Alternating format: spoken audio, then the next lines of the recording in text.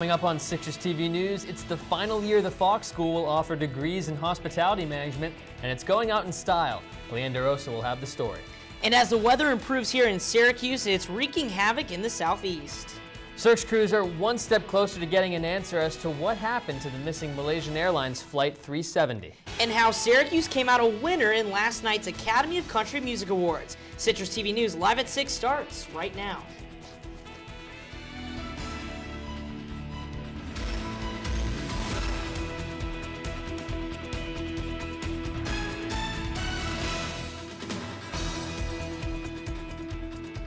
Good evening and welcome to CitrusTV News live at 6 on this rainy Monday, April 7th. I'm Chris Wilner. And I'm Russell Oliver. Women from a variety of organizations on campus are joining together to create a change in the demographics of politics, from college campuses to our nation's capital. That's our top story tonight.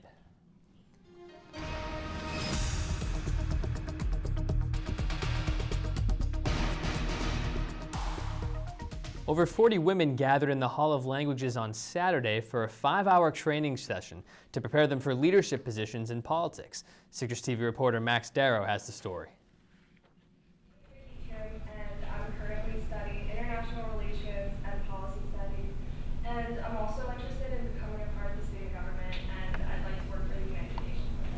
Brittany was just one of the 40-plus women interested in leadership at the Elect Her conference on Saturday. The conference had many different parts, including a workshop led by a facilitator of Elect Her, Tasha Cole, a networking session, and speeches from Syracuse Common Councilor Jean Kessner and Mayor Stephanie Miner. Exist. Yes, we are breaking them, and yes, I've felt them or felt part of them. You can be an effective leader and be 5'4". You can be an effective leader and be young looking. I was a lot younger looking when I was first elected there than I am right now. Their leadership doesn't look like any one thing. Two students who helped bring Elect Her to SU were senior Allie Curtis and junior Adriana Cam. Both are members of the Student Association and think that Elect Her will help increase female leadership on campus. I've always said, do one thing a day that scares you. It's my favorite quotes from Eleanor Roosevelt, and I think doing one thing a day that scares me is what got me into this position, got me to be president, and it has really transformed my entire college career. So I hope that the women who are here today, especially the underclassmen, will take that to heart and really get involved and have no fear with the things that they want to do. There's a lot of failures in life, and that's fine. We've all had a list of failures. But from those failures, there's success. And having confidence with all of that, I think, is what's going to lead to our leaders and to empower women in general. Both Curtis and Cam hope that Elect Her will inspire women across campus to voice their opinions, step up, and take leadership roles.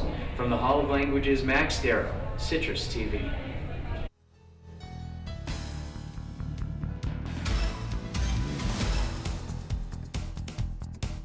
Well, Take Back the Night 2014 kicked off today on South Campus. The first event of the week is underway in Goldstein Student Center, where students can visit the Hands Against Violence table to pledge they will not use their hands for violence. Besides tabling, other events for this year's Take Back the Night include Breaking the Silence in the Shine Underground on Wednesday night and the annual Rally and March at Hendricks Chapel on Thursday. Take Back the Night is hosted by the Advocacy Center to raise awareness of sexual and relationship violence.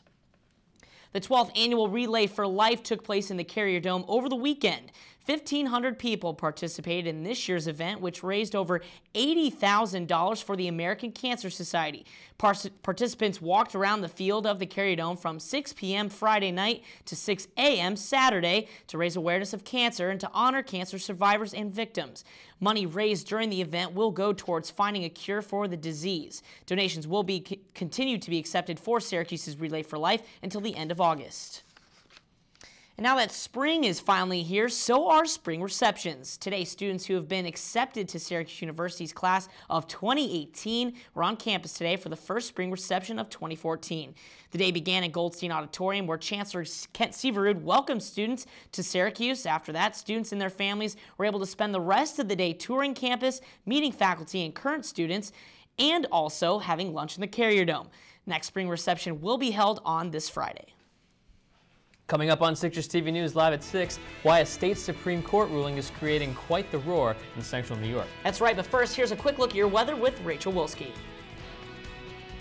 Well, April showers definitely hit Syracuse today, and students trekked through puddles across campus, but at least temperatures are in the 40s with only some mild winds. Find out if you're going to need your umbrella for the rest of the week during your full 5-day forecast. Citrus TV News Live at 6. We'll be right back. Welcome to my block party. Glad you can make it. The only triple doubles you get come with fries. Last time you blocked someone, you were online. I can do this all day. Your moves are just gay. Using gay to mean dumb or stupid, not cool. Not cool. Not in my house, not anywhere. It's not creative, it's offensive to gay people. And you're better than that.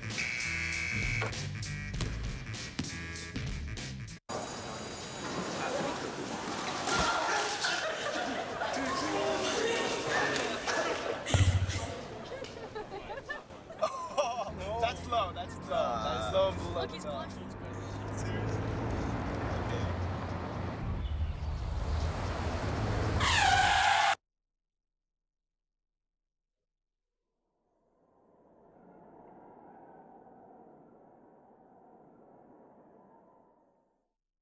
So, I just moved in with his family, and it's embarrassing. The little one, he likes to go outside and crawl around in the giant litter box. I don't know what he's doing. I mean, I was born and I knew how to use the litter box. Look at that. That's disgusting. Oh, poop already. You're making me nervous. Oh, okay, I can't look at this anymore. I really hope he grows out of this, for his sake.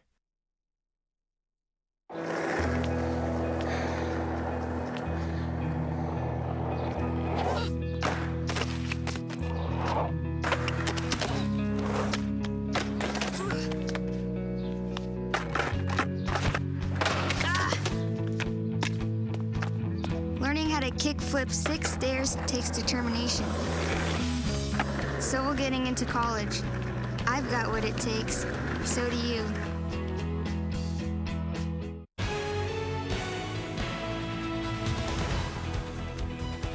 Welcome back. This past Saturday night, the Goldstein Alumni and Faculty Center on campus was packed with people for the annual Hospitality Management Senior Class Gala. Citrus TV reporter Leanne DeRosa was there.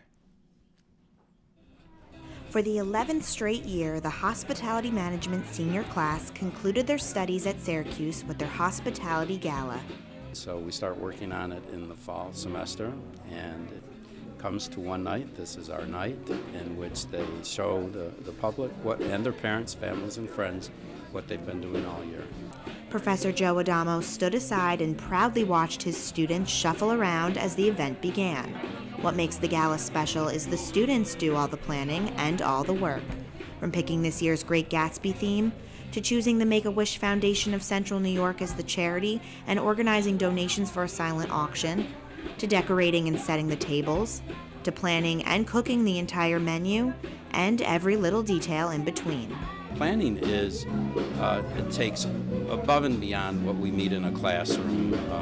Usually an event of this nature is a couple hundred hours, in addition to our classroom time and planning the event. General Manager Jamie Greer and Assistant General Manager Michelle Bevilacqua said they started planning for this night back in December and were happy and relieved to see it all come together in the end.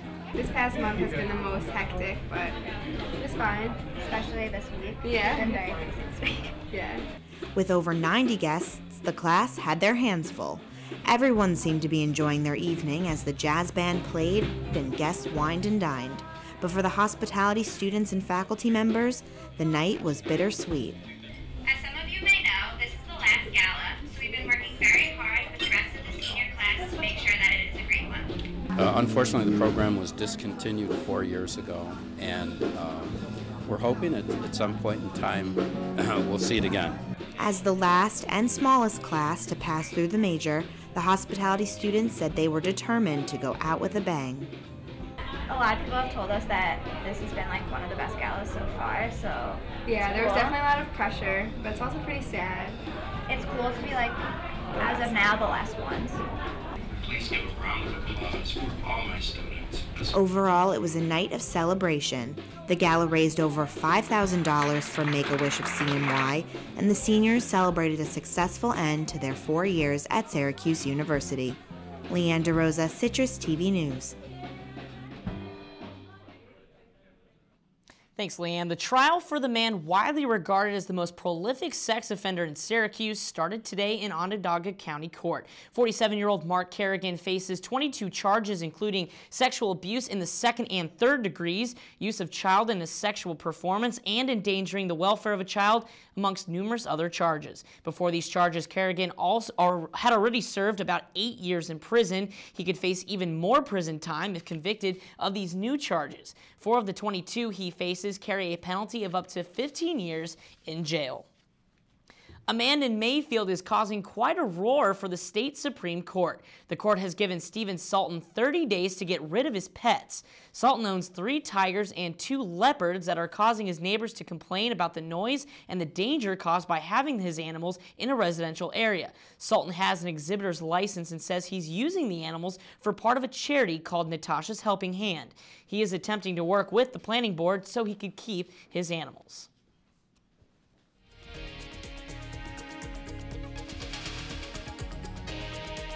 This morning, the Boston Public Library opened an exhibit of the materials that were left at the makeshift memorials last year following the bombings at the Boston Marathon finish line.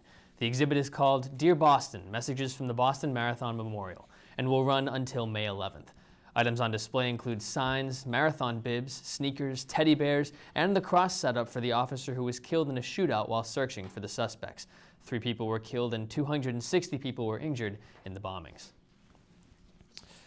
The 1-year-old baby rescued from a stranded sailboat on Thursday is said to be in stable condition after falling ill during a sailing trip. Charlotte and Eric Kaufman were sailing around the world with their daughters when their sailboat lost all steering and communication 1,000 miles off the west coast of Mexico. They sent a satellite call to the U.S. Coast Guard after 1-year-old Lyra became ill. 4 Air National Guard members responded, parachuting down to the boat and staying with the family until a Navy warship was able to pick them up yesterday afternoon. The warship is currently heading towards San Diego, where the child will be treated upon her arrival later this week. A street party with over 15,000 attendees turned violent on Saturday when a disturbance broke out near the University of Southern California in Santa Barbara. The situation began when an officer was hit in the head with a backpack containing bottles of alcohol. People in the crowd then started throwing rocks and objects at the officers. Over 100 people were arrested and 44 were injured during the party. Officers had to use tear gas, pepper spray, and rubber bullets to control the crowd. And severe storms have caused massive damage in the southeast due to flooding and tornadoes this morning. In Alabama, people had to be rescued from their cars as water reached the roofs. Some apartment complexes had the whole first floor flooded. Residents living in mobile homes were stranded as water blocked the entrance and exit to their living community. Meanwhile, in Mississippi, rescuers are continuing to search for a 9-year-old girl who was swept away by floodwater last night. Now, while it's nothing compared to the flooding in Mississippi, we did have some rain here in Syracuse today. Let's turn to Rachel Walski for your forecast.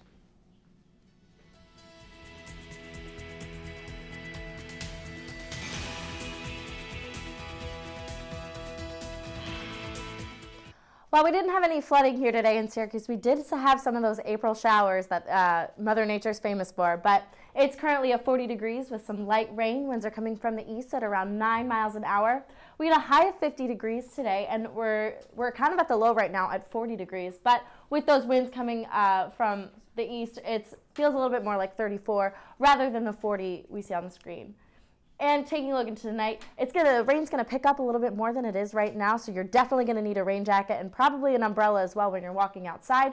Winds are gonna pick up by 10 miles an hour. They're gonna be coming from the east-southeast at 19 miles an hour. The temperature is gonna drop to 39 degrees, and the chance of precipitation is 90%, so you can definitely see that in the forecast. And take a look at the current surface map. We see this cluster of precipitation over Syracuse right now, which is what we're seeing right now. It's gonna last probably into tomorrow. We're going to see, and you can see the kind of darker clusters mean it's going to be a heavier concentration of rain that we're going to see in the next 48 hours. And taking a look at the current temperature, Syracuse, we're at 40 right now, so pretty mild for this time of year. It's much nicer than the last few weeks when we saw cold temperatures in the 20s and the 30s, so it's nice to see that Syracuse is warming up a little bit. And hopefully these temperatures are going to increase. Maybe we'll see temperatures like we do in Albany later this week at 54, and maybe at Buffalo at 44. And take a look at the precipitation forecast. Like I said earlier, it is definitely supposed to rain in the next 48 hours. And according to this map, we're probably going to get about an inch or two of rain, not too much, nothing to be concerned about, but it's definitely going to be coming within the next 48 hours. So you're definitely going to have your rain jacket, your rain boots, and your umbrella when you're walking outside. And taking a look at that 5-day forecast, like I said before, tomorrow it's supposed to rain with a high of 54 and a low of 33. Wednesday and Thursday, we're going to see similar conditions of cloudy skies with some definite wind. Wednesday, it's going to be a high of 43, a low of 30. Thursday, it's going to be a high of 66, which is a nice warm treat, and then it's going to be a low of 41. Friday and Saturday are going to be partly cloudy, so we're in for a nice weekend with a high of 58 and a low of 36 and a high of 63 on Saturday. Well, can't wait for that warm-up, Rachel. Thank you. The trial for Oscar Pistorius continues in South Africa. Coming up, we'll have an update. And we'll recap the big winners at last night's Academy of Country Music Awards. Stay tuned.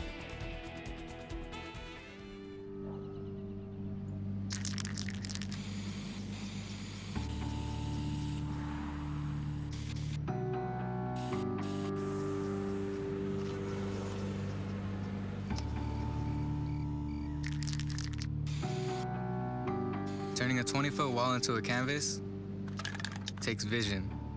So will getting into college. I've got what it takes. So do you.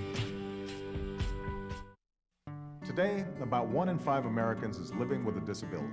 Over 50 million people, including many of our friends and neighbors, teachers and co-workers, heroes and leaders. 20 years ago, the Americans with Disabilities Act guaranteed every person the right to live, work, and participate fully in the American experience. We've come a long way since then, and we are committed to making even more progress in the years ahead. Visit disability.gov to see how you can help. How you doing? My name's Steve. My family's lived in this neighborhood for years. Recently, things got so tight, we had to go to our local food bank for help. I lost a lot of sleep worrying about what the neighbors might think. That is until I saw them there, too. How'd I do, Steve? A little stiff. You could have done a little better. What? Come on. You know, I have an Academy Award. Yeah, but not for playing me. Play a role in ending hunger. Visit feedingamerica.org/hunger and find your local food bank.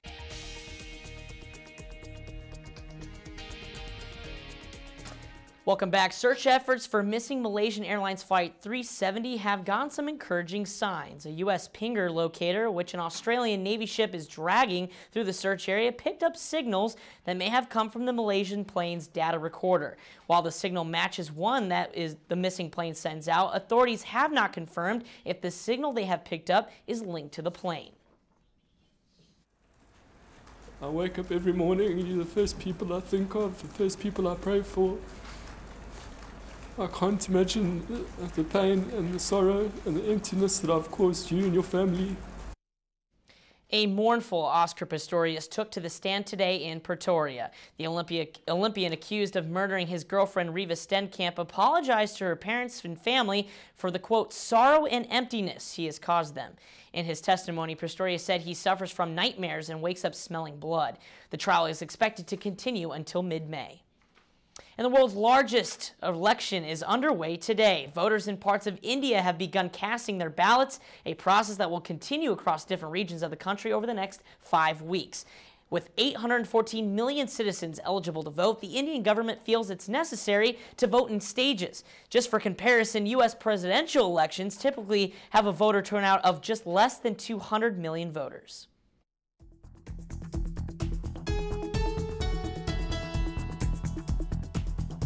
Rooney passed away yesterday at the age of 93. Rooney is known for his nearly 90-year career in Hollywood. He made his acting debut in the silent film Not to Be Trusted in 1929 and had 3 films in the works at the time of his death. Rooney became well known in the 1930s when he became famous for his singing, dancing, and bubbly personality. His daughter-in-law said Rooney died of natural causes at his son's home, surrounded by family. The 49th Annual Academy of Country Music Awards took place last night in Las Vegas. The night's festivities included some big wins, especially one that hit close to home. Syracuse's country station B104.7 took home the award for Best Radio Station in a Medium Market.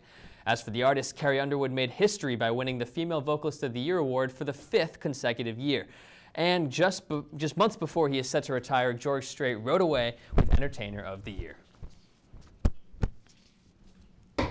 Coming up on sports, the NCAA tournament will come to a close tonight. You'll see what happens when the Knicks battle the Heat, and also a charity event turned to chaos. Stay tuned.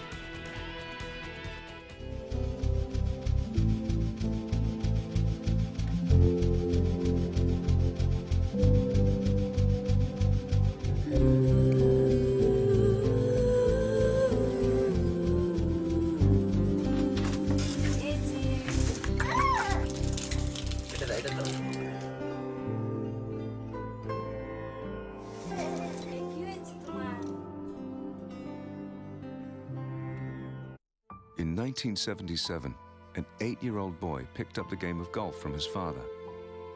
The odds of that same boy then making it to the US and European Pro Golf Tours, 1 in 7 million. The odds of the Big Easy winning the US Open twice, 1 in 1.2 billion.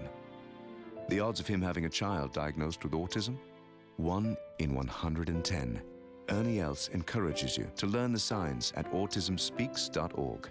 Hey, I'm Anderson Cooper. As a parent, you want to make sure that your child knows how to deal with bullying when they see it happening. And chances are they want to help, but they don't really know how. Well, teach them that the best thing to do is calmly walk away, find a teacher or other adult, and speak up. And do your part. Be that adult they can talk to and trust will listen. Join me to help stop bullying. Go to stopbullying.gov to find out more.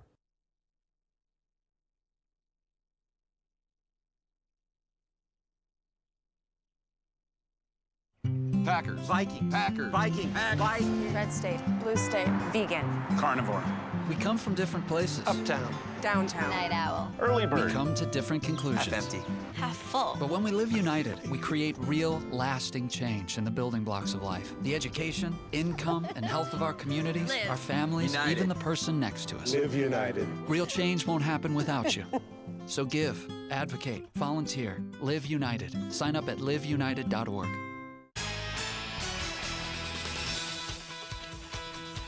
March Madness was an understatement this past month, with upset after upset in the NCAA tournament. However, the madness isn't quite over yet.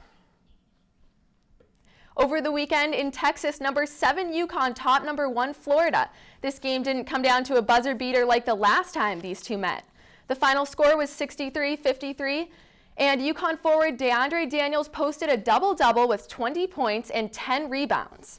Number 8 Kentucky also had an upset win against number 2 Wisconsin in a nail-biting victory. Aaron Harrison nailed the game-winning 3 in the final seconds to send the Wildcats to the championship game against the Huskies. UConn head coach Kevin Ollie was happy with the win, but is focused on their final matchup against Kentucky. Fans, the tweets, and the emails and the texts, but at the end of the day, we know we still have a job at hand. We have 40 more full, and hopefully we can come out with a national championship. The Orange women's lacrosse team traveled to Virginia on Saturday and came back with a win. Syracuse dominated Virginia Tech in an 18-4 victory. 10 different players from SU scored goals to contribute to the charge. Alyssa Murray led the team with 5 goals to extend its winning streak to 6 games. Derek Jeter started in the final home opener of his career today for the Yankees. The decorated infielder received a warm welcome from fans with chants of his name filling the stadium as he stepped up to bat. Jeter has played a record 20 seasons in New York and racked up 5 championship rings. With their season on the line, the Knicks battled for a playoff spot against the Heat on Sunday. LeBron James and the New York Yankees welcome Derek Jeter here as he gets up to bat. And in the first inning, that'll be a strikeout for Derek Jeter. And his next at bat,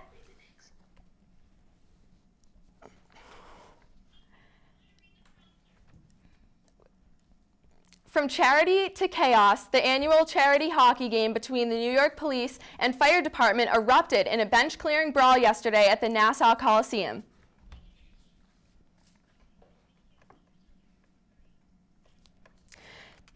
The police department and fire department here broke out in an uncontrollable fight. Referees tried to tame the fight with little success as the fight lasted for 25 minutes. The police department ended up winning the game in an 8-5 victory. We'll be right back after a few questions here at Sports Chat. Lauren, what do you have for who's winning the national championship game tonight?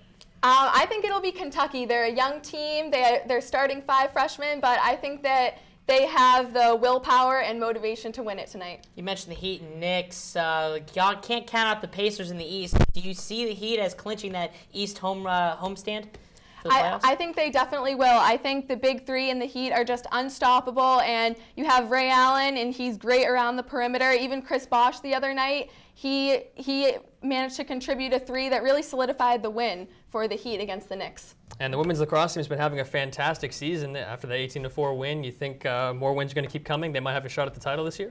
I think they definitely will. The Orange even received some first-place votes in the run for first here. So I think if the women keep up the way they've been playing, they definitely have a shot. And do you have any predictions in terms of, we haven't heard from Jeremy Grant yet, if he's decided to go to the NBA. What do you think he's going to do? I think he's going to follow in Tyler Ennis's footsteps.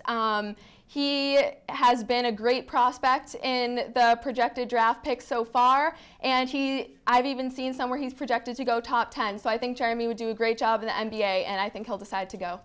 All right. Thanks, Lauren. Thanks. We will be right back. We are different. Society should aspire to be more like us. Be part of the first class. Get energized. Get outside. Hold on, guys. It's gonna get bumpy. And get moving. Experience the power of physical activity.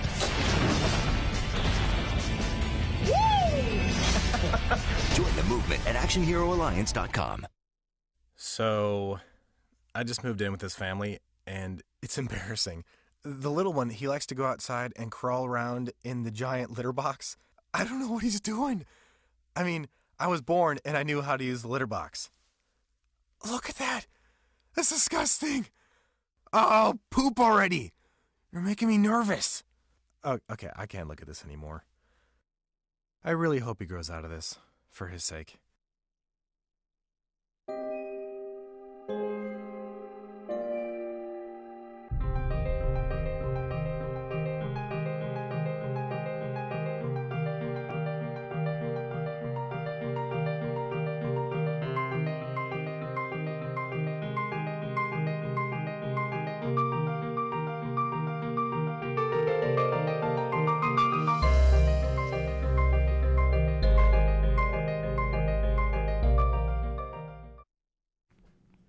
Welcome back. Over the weekend, Senator Dan Coats from Indiana made a pretty embarrassing mistake. He showed up at the wrong time to the wrong meeting on Capitol Hill. Coats is a member of the Appropriations Committee. Oh my God, guys. Oh my God, I'm on the wrong show. Yeah. This is our show. Yeah. Oh my God, Ashley, I feel like Senator Coats. You were on air about 90 minutes ago. This is our time to shine now. Well then oh my God, I'm sorry. Let me go. No, you're okay. You're fine. Nail it, guys, you got it. Thank you. Thanks, well, Russ, I guess we should just finish, right? Yeah, we can do that. Okay, let's do that. All right. Well, Coates seemed to have a sense of humor about the situation. He said, sorry, geez, guy, this is he awesome. showed up at the meeting at the wrong time, and a staffer in the room had to write him a note after he spoke to inform him of his mistake. That's right, Coates seemed to have a sense of humor about it, tweeting this after the event. Quote, "I think the Russians have been messing with my schedule." Well, that's pretty interesting. At least Ashley was a good sport about it. She did a great job. Well, that's all the time. That's all the time we have left here on Citrus TV News. Thanks for watching. Chris Wallner, Russell Oliver. Have a great night, Syracuse.